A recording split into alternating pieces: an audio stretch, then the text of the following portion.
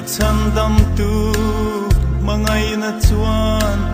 min kuang kwa thi sual na chum pui zingin ka kong min hlia ka kal thiam lo lalpa min shroi zel ro i kong ral muang a chuan min shroi ang che ka chak na lal isu nang ka ngai che ka tharau ta chol na dai hlim nang inisi thamwan la fam kim min pe tu lalpa lo nai le ro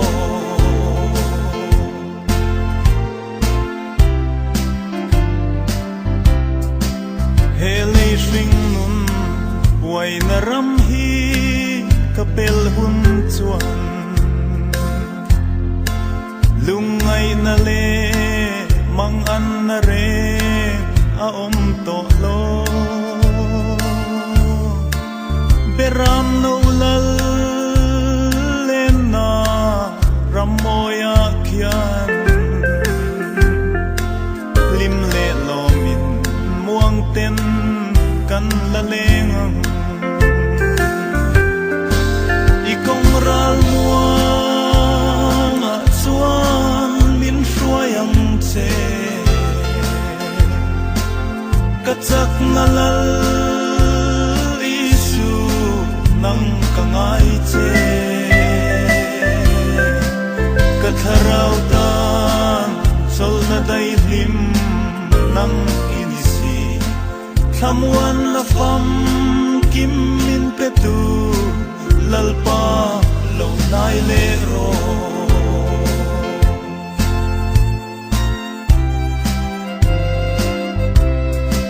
ka khwal zin kong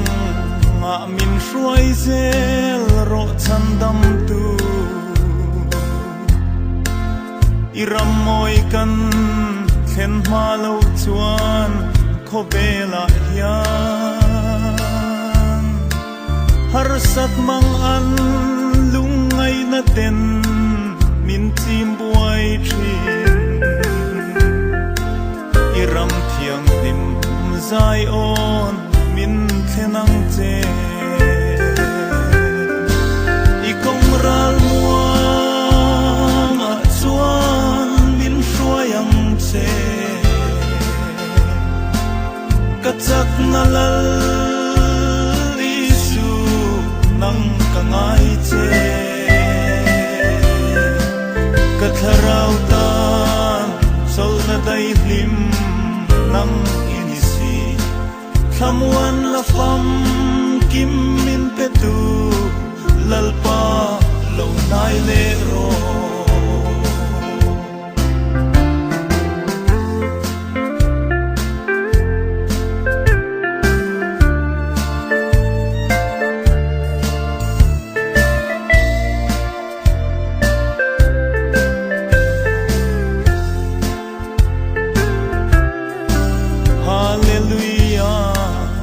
amen lalpan